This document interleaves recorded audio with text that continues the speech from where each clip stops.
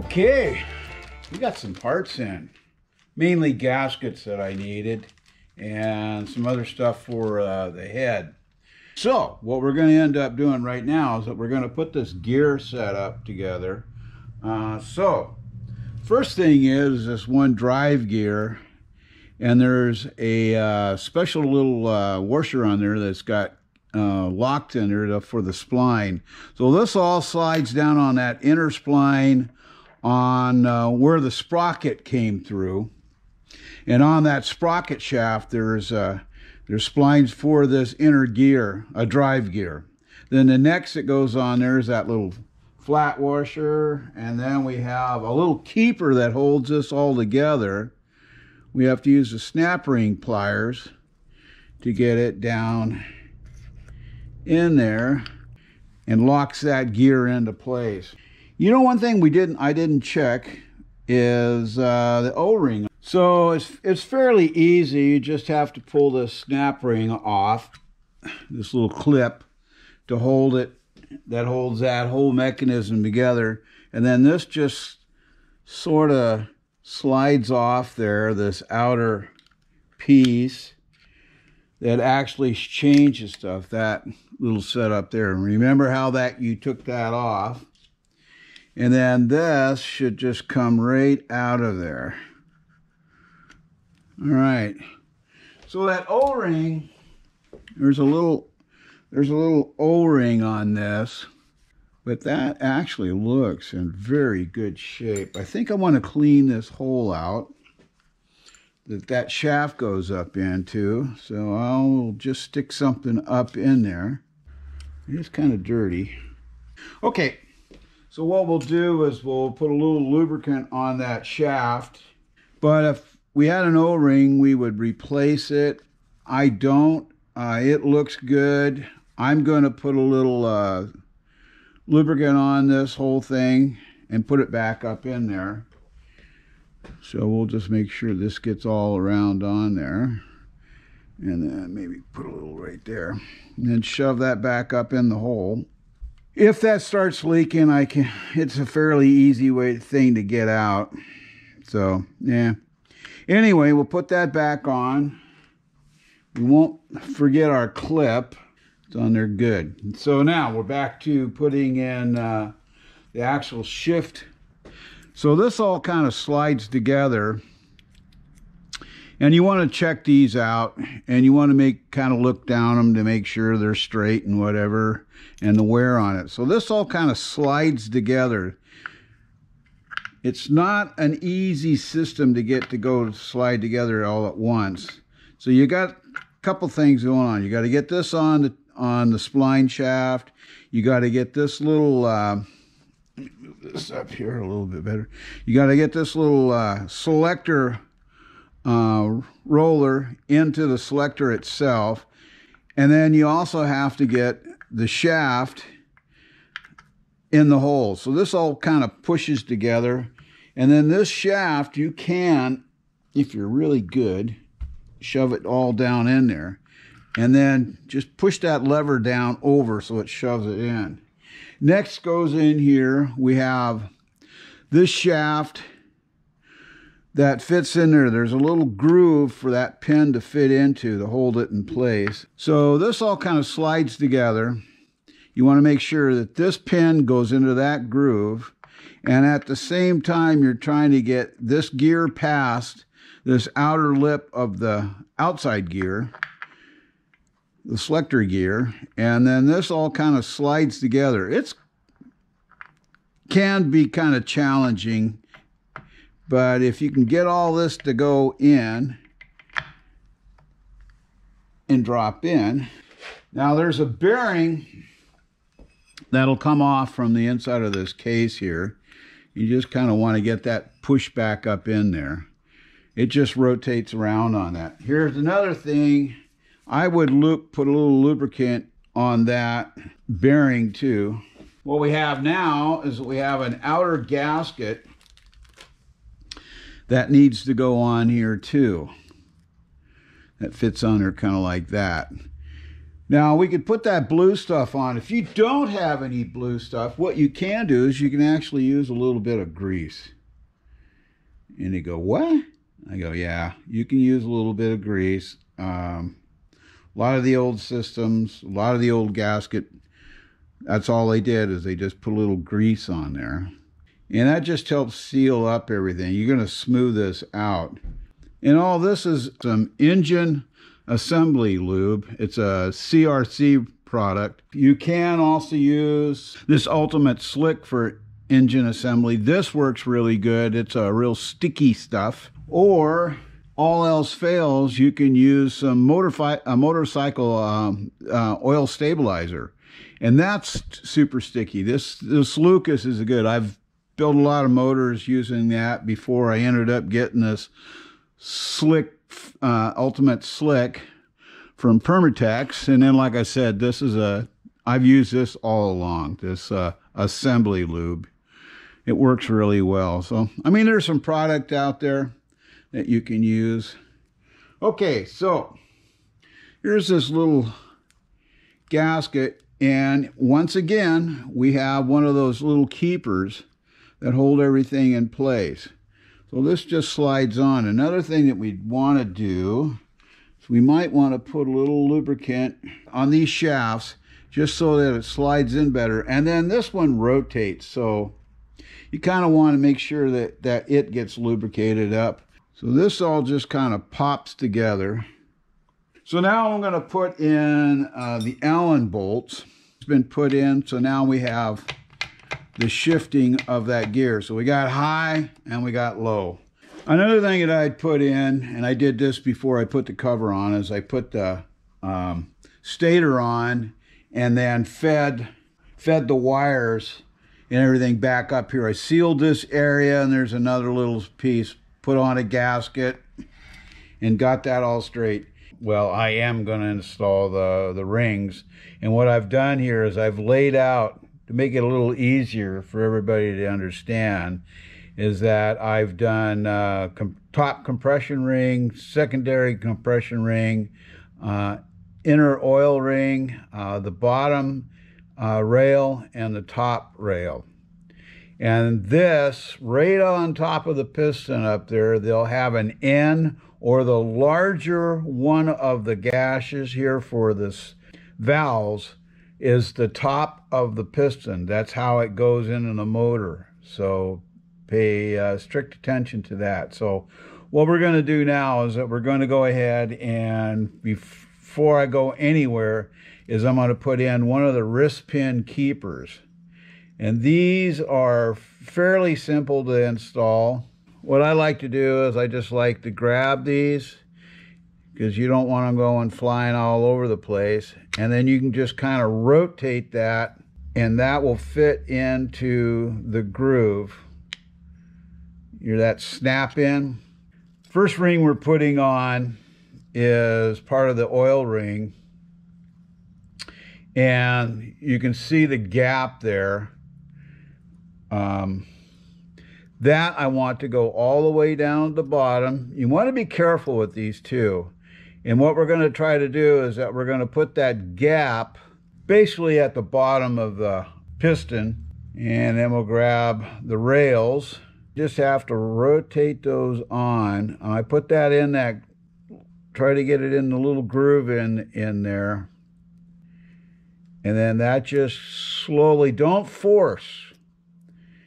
I've seen a lot of guys try to force these things, and they've bent rings, and then they had to go buy a new set. And then that should just rotate down on. And then I just walk it around, making sure that gap, you don't want those to overlap the gap of that oil ring. Okay, let's go for the second ring here.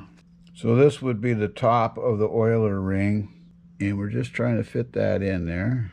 And then that just slowly walks around and walks into place. And then I'm going to line that little, and then the gap is over here on this one. So now we're going to go to the secondary ring. On this one, there you can't make it out really, but right here in the corner on this set of rings, there's actual stamp, and that goes up. That would go over here on the secondary. They'll walk around on there. And you just very carefully, don't force it. Once you get it over the edge, and then you get it started in that second groove. The bigger bike pistons are a lot easier to work on than these smaller ones. Okay, there we go. So that's the top secondary compression. So now we're going to put the top compression ring in, and then this one is also marked here, and it also indicates what size ring this is.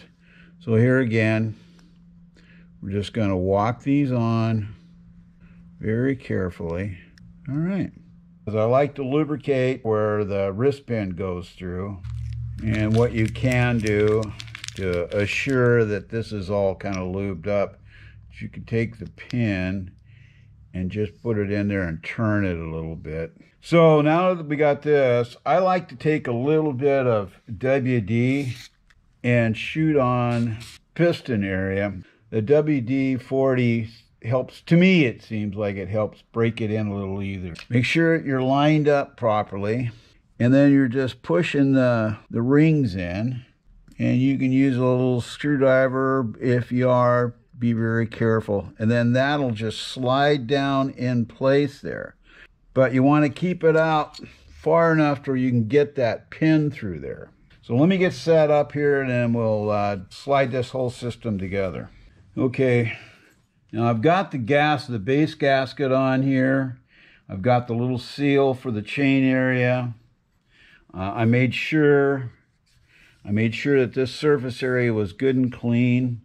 I've sprayed it down with a little bit of WD-40, and I'm going to insert this down in there. You have to work that down there. I also placed a little bit of lubricant inside the rod area where the wrist pin goes. Okay, we're going to slide this down, get the pin to slide in. You have to feel around a little bit for that wrist pin to slide into the rod area. There it goes. So now the wrist pin slid right in there. We're going to need to put in the keeper, and here again all we're going to do is just slide that in there and rotate it. That's why you want to use a pair of needle nose. This can get a little crazy here. I've had these wrist pin keepers go flying all over the shop because I've been messing around and haven't really paid attention what I was doing. Now one thing is certain, you really want to make sure that those wrist pin keepers are in place. Another thing you want to pay attention to is that you have that timing chain pulled up tight and you're on the sprocket on the crank, and then that just slides down into place and we're good to go. I got another cam chain roller here. The other one was kind of beat up. I'll show you the difference here. This one was kind of beat up a little bit, and I like this one. It seems to be a little fatter, so it's going to tend to ride in there a little better. And here again, we will lube this up. Get a little lubricant down inside. There we go. So this should slide back in there. So what we're going to end up doing is going to slide this in between the chain, remove that bolt out of there. This holds that mechanism in place. And all that does is this just basically a guide for the chain. It just rides in there. And if I remember right, that was a 10 millimeter. Yes, sir, it is. And that's good and tight. And it spins nicely. Okay, alrighty. We're going to put this head together. We're going to start off with the exhaust valve. One of the things I like to do beforehand, I'm going to use some of this Ultimate Slick, but I like to lubricate the shaft on the valve itself. It just helps it slide in there. And then maybe put a little coating around the edge of the valve where it seats in. So let's get this down in there. That slides right in. The next item that goes on, we put the seal on in holding that valve in place. We get that started on there, and that just will shove down on there nicely. Then we'll put the cover over it, but we won't do that until I bought new shims. You remember we had one broken shim, so I ended up buying 2 new ones. We're gonna stick that down in there, and that just lays down there. And then I'm going to slide the seal cover over the seal, and then we'll shove that down in place. Okay, now that we got the seal down on the exhaust there and the shim in place, we're going to put the springs in. One thing I like to do on the springs, and you don't have to, but I do, is I like to put a little lubricant on these just for the initial startup. So we slide we're going to put the inner spring in, and then we're going to grab the outer, and we're going to do the same thing on his. We're going to put a little on the bottom and a little on the top, because these springs will rotate in there. Now we're going to put the cap on, and then we're going to insert that in the machine. So what I'm doing is I'm touching the valve right here and then compressing with this one. So make sure this is up out of the way. And then this just squeezes down on there. When you're putting that on there, you want to make sure you're centered on this valve. So we squeeze that down a ways, and then we can put the little keepers in. So here's something else too. It's really kind of nice to put a little grease or something inside that keeper when you're putting it on, so it'll stay in place. And here again, this is where that magnet comes in handy. There we go. Like, see what I'm doing. I know it's probably blocking your view, but right now I need to get this in place. And I want to rotate that a little bit. That's where the grease comes in handy. It'll hold it in that shaft. So basically what's happening is this has got a little bit of a groove here that'll fit against that shaft and hold it in place. So putting a little grease on there really makes a big difference. Taking them out's easy. Getting them back in sometimes can be difficult. All right. So when you're letting that spring out, you want to make sure that you keep those keepers kind of centered. Now you don't have to do this, but I like to take a hammer and just pop that a little bit. To me, I think it helps seat it in. So okay, so now let's move to the intake. We're going to repeat the same process here. When we were doing the valve grind, you want to make sure this valve shaft is clean of that grit. It will chew up the inside of the valve guide. Okay, I'm getting this set up with the head. I've got the piston at top dead center. I've got the sprocket for the timing chain in place. I'm going to take this new head gasket that I got, and I'm going to put a little of this grease. This is just to hold it in place while we're installing the head, and then put that gasket down in there and kind of turn it a little bit. It stays in place. We'll slide this down.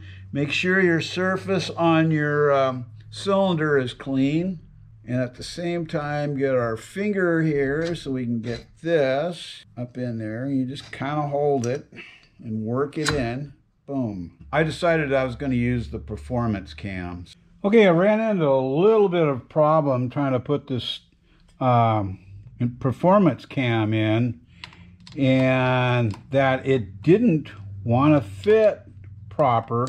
This intake was super tight. I mean, really, really tight against the valve itself. Come to find out, I think that when this was worked on last time, somebody had switched the intake and exhaust rocker arm. But I got everything to where I can get adjustment. It works properly. I put in the screws. Now I used a little bit of blue Loctite on this to help lock these screws in that hold that cam chain sprocket in place. And I've lined up everything straight across here. And if you look inside, there's a little mark there. That little round circle down there is supposed to line up with. So I can adjust the valves. What they were saying is that these need to be set at 0.05 millimeters or 2000.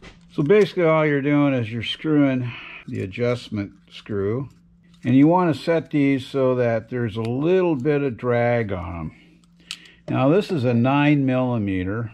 So I have a 3 millimeter square hole here. Now you can make these by drilling a small hole and then filing it out if you have a small bit that just fits over these. I just happen to have one of these. I don't know how the heck I had it. So we want to tighten this locking nut. I know it's kind of hard for me to do this without getting in your way. And so you want a little bit of drag on that. Yeah, and I know some of you guys, well, you don't have the top cap on. It doesn't really matter. We're just setting it to the cam. And we'll rotate this over. And we'll see if we can get a nice view down in here. So there's the exhaust. And we will back that out a little bit and use this little tightener here. Usually these screw in a lot easier, but this one's a little on the snug side. Okay, so I want just a bit of drag on that. Just want that to move up and down just a little bit. You just want a slight drag on that.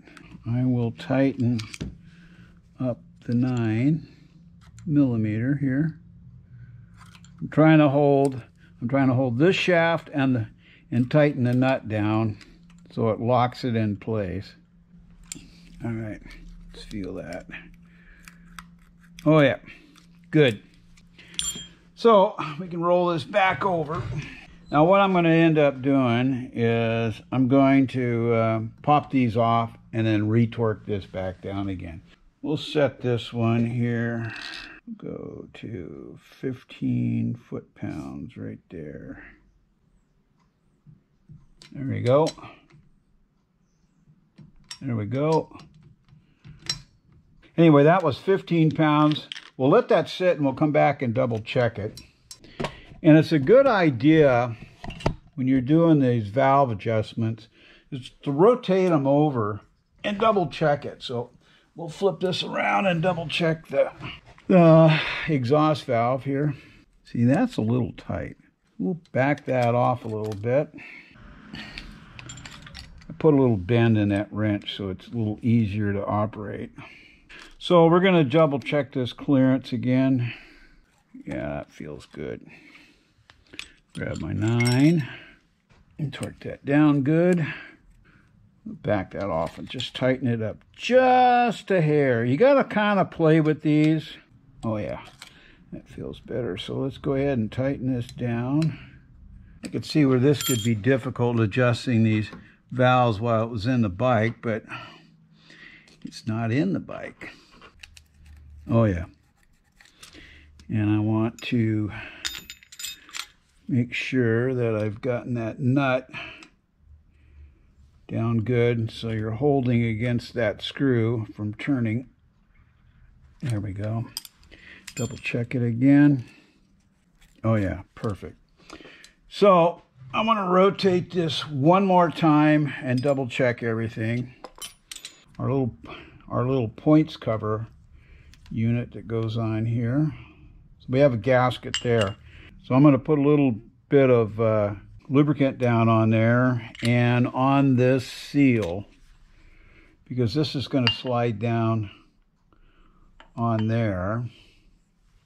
And I want to be able to slide past that little pin that's in there.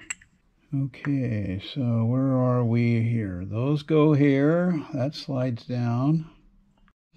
There, I had to take a little bit of a screwdriver and kind of work that edge down on this cam here a little bit. Go ahead and put on mechanical advance. We have a flat washer and bolt, and if I remember right, that was a 10 millimeter. That all kind of drops down in there. Let's take a 14 millimeter and hold the crank and then tighten that down. Don't get crazy with it. Okay, so now I need to put those screws back in that hold that in place. Okay, I tried to find some better screws. This is what holds the point plate down. But you can see that it's all ate up. So here's a little hack, a little trick that I use when I can't find screws. Nice Dremel tool, little blade, and here we go.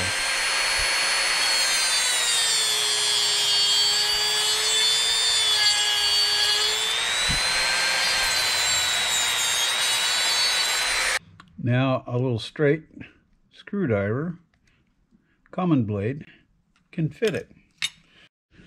Now I went to the hardware store to get some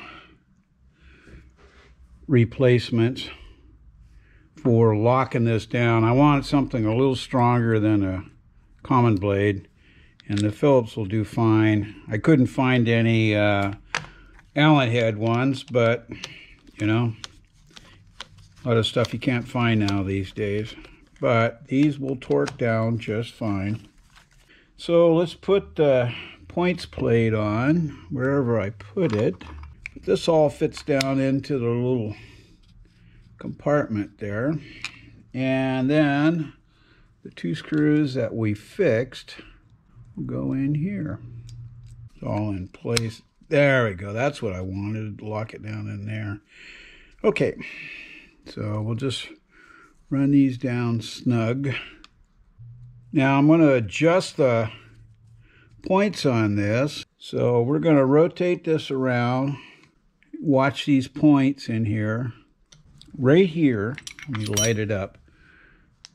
Right here, there's a little notch. So if you line it up with that, that's usually the highest point of the rotation on this. And then you can just set your points to that. The book said between 12 and 16 thousandths that these should be set at.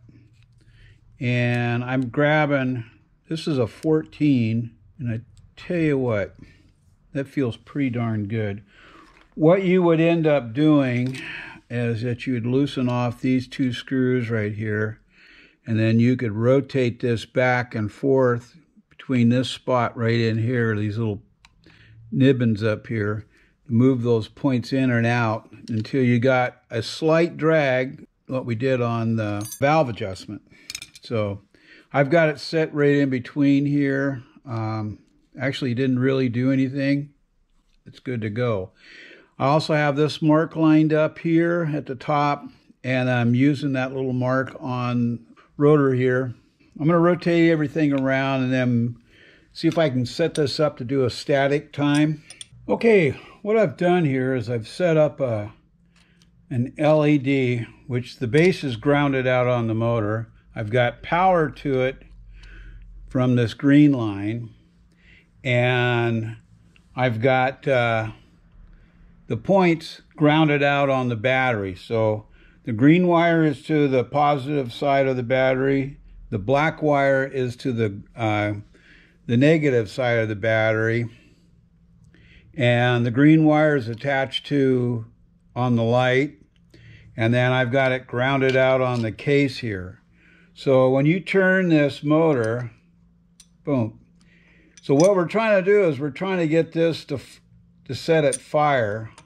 And I got it set there. So what we'd want to do is to loosen up these side tighten downs.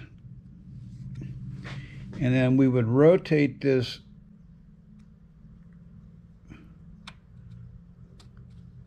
now. You want to feel this a little bit because this can be sometimes a little difficult.